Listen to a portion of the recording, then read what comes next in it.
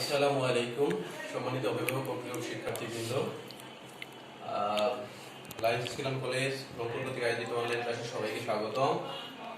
আমরা রসায়ন বিষয়ে তৃতীয় অধ্যায় নিয়ে আলোচনা করব। এর আগে সম্ভবত আমি এক বা দুইটা লেকচার তোমাদেরকে দিয়েছি এই অধ্যায় থেকে।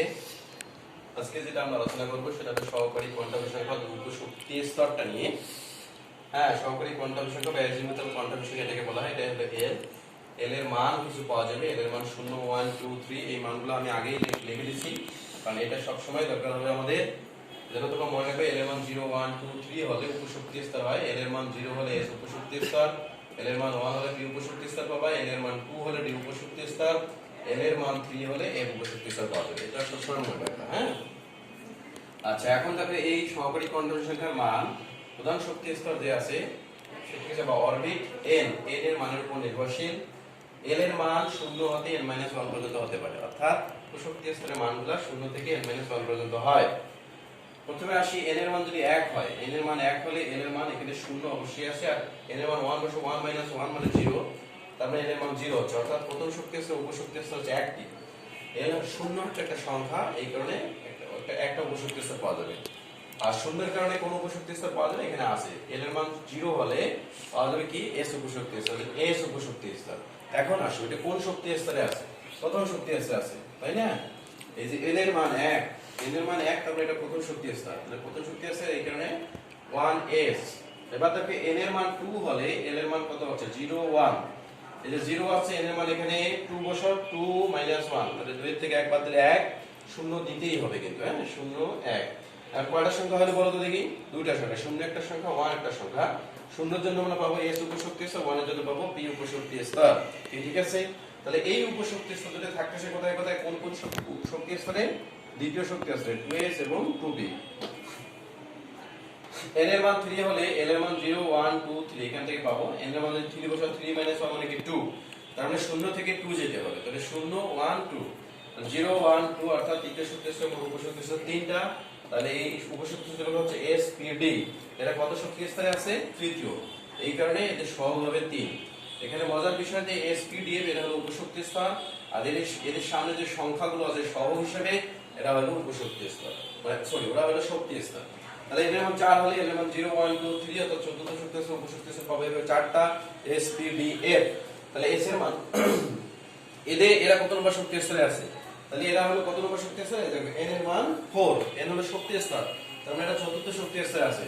তাহলে এখানে হবে 4s 4p 4d 4f। ঠিক আছে? তো আমরা এবার এইভাবে দেখব যে আমাদের শক্তি স্তর কয়টা প্রয়োজন হবে বা উপশক্তি স্তর আমাদের কয়টা প্রয়োজন হবে।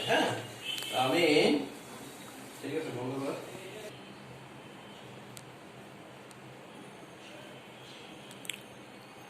এখানে উপশক্তি স্তর আছে 1s, দ্বিতীয় শক্তি স্তর এখানে উপশক্তি স্তর আছে 2s 2p, তৃতীয় শক্তি স্তর এখানে উপশক্তি স্তর আছে 3s 3p 3d, চতুর্থ শক্তি স্তর এখানে উপশক্তি স্তর হচ্ছে 4s 4p 4d 4a, পঞ্চম শক্তি স্তর এখানে উপশক্তি স্তর হচ্ছে 5s 5p 5d 5a, ষষ্ঠ শক্তি স্তর এখানে উপশক্তি স্তর হচ্ছে 6s 6p 6d, সপ্তম শক্তি স্তর এখানে উপশক্তি স্তর হচ্ছে 7s 7p, অষ্টম শক্তি স্তর এখানে উপশক্তি স্তর হচ্ছে 8s। ঠিক আছে? তো দেখি এবার আমরা দেখতেছি উপশক্তি স্তর এবং সেখানে বিদ্যমান কয়টা করে উপশক্তি স্তর। তো তোমরা সবাই খেয়াল করে দেখবা যে প্রথম দিকে উপশক্তি স্তরগুলো বাড়তেছে, বেড়ে গিয়ে চতুর্থ এবং পঞ্চম শক্তি স্তরে উপশক্তি স্তরের সংখ্যা একই আছে। এরপর আবার পঞ্চম শক্তি স্তরের পরে ষষ্ঠ শক্তি স্তর থেকে উপশক্তি স্তরের সংখ্যাগুলো কমানো শুরু হয়ে গেছে। 6s 6p 6d এখানে f বাদ গেছে, এরপর একটা 7 এসে p আসছে, d বাদ গেছে, এরপর 8 এসে শুধু s আছে, p বাদ গেছে। ঠিক আছে? তো আমাদের এই যে এস এই জিনিসগুলো দেখতেছি উপশক্তি স্তর এবং শক্তি স্তর, এটা দিয়েই মূলত ইলেকট্রন বিন্যাস করতে হবে। তো আমরা ইলেকট্রন বিন্যাস করবো এটা দিয়েই। তো তার আগে আমি একটু আলোচনা করে নেব সেটা হলো উপশক্তি স্তরে কতটা করে ইলেকট্রন থাকে সেটা নিয়ে। হ্যাঁ, আমরা এবারে দেখব যে প্রত্যেকটি যে কোনো উপশক্তি স্তরের সর্বোচ্চ ইলেকট্রন ধারণ ক্ষমতা। আমি সূত্র লিখতেছি, যে কোনো উপশক্তি স্তরের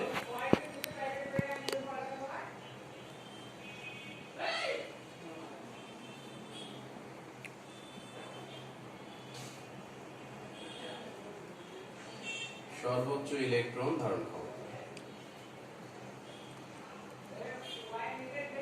2 into 2l plus 1। ঠিক আছে, তো দেখো l এর মান 0 হলে এটা কোন উপশক্তি স্তর? s উপশক্তি স্তর, তাই না? s উপশক্তি স্তরের ইলেকট্রন ধারণ ক্ষমতা। তাহলে এখানে হিসাব করো, 2 into 2, l এর জায়গায় 0 বসাও, 1 ইকুয়াল টু হচ্ছে 2। ঠিক আছে, l এর মান 1 নাও, l এর মান 1 হলে p উপশক্তি স্তরের সর্বোচ্চ ইলেকট্রন ধারণ ক্ষমতা হচ্ছে 2 into 2, l এর মান 1 বসাও, ইকুয়াল টু হচ্ছে কত? 6, তাই না? l এর মান 2 হলে d উপশক্তি স্তরের সর্বোচ্চ ইলেকট্রন ধারণ ক্ষমতা 2 into 2 into 2 plus 1 equal to হলো 10। তারপরে l এর মান 3 নিয়ে আসো, l এর মান 3 হলে পাওয়া যাচ্ছে f উপশক্তি স্তর, এর সর্বোচ্চ ইলেকট্রন ধারণ ক্ষমতা হচ্ছে 2 into 3 plus 1 ইকুয়াল টু হচ্ছে 14। ঠিক আছে, তাহলে দেখো s উপশক্তি স্তরের ইলেকট্রন থেকে সর্বোচ্চ 2, d উপশক্তি স্তরের সর্বোচ্চ ইলেকট্রন ধারণ ক্ষমতা 6, d উপশক্তি স্তরের সর্বোচ্চ ইলেকট্রন ধারণ ক্ষমতা 10, f উপশক্তি স্তরের সর্বোচ্চ ইলেকট্রন ধারণ ক্ষমতা হচ্ছে 14। এটাকে একটা ছকের মাধ্যমে দেখাবো। ঠিক আছে, এটাকে একটা ছকের মাধ্যমে দেখাই।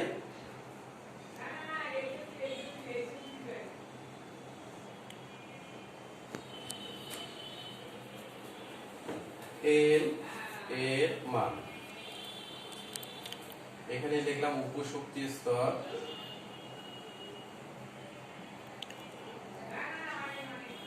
ঠিক আছে, এখানে হলো ইলেকট্রন ধারণ ক্ষমতা, আর এটা হলো প্রকাশ। তো l এর মান যখন 0 হবে তখন উপশক্তি স্তর s, ইলেকট্রন ধারণ ক্ষমতা 2, এটাকে প্রকাশ করবে s এর উপর সর্বোচ্চ 2 লিখে।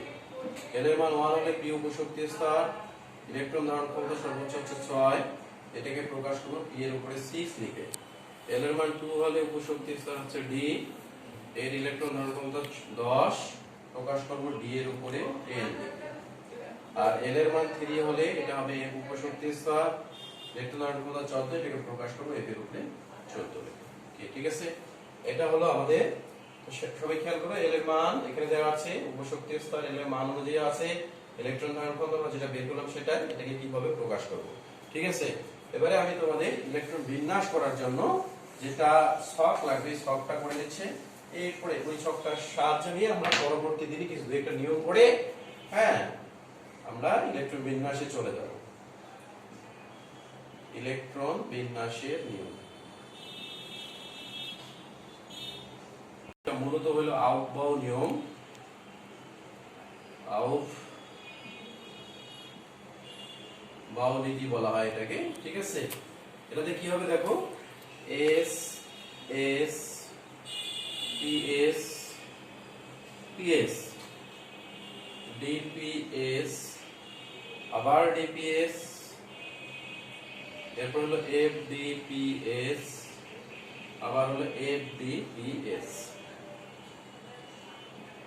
এটা খেয়াল করো কিভাবে আমি লিখেছি। হ্যাঁ, s s এটা হলো 2 বার, তারপরে ps এটাও আছে 2 বার, dps এটাও আছে 2 বার,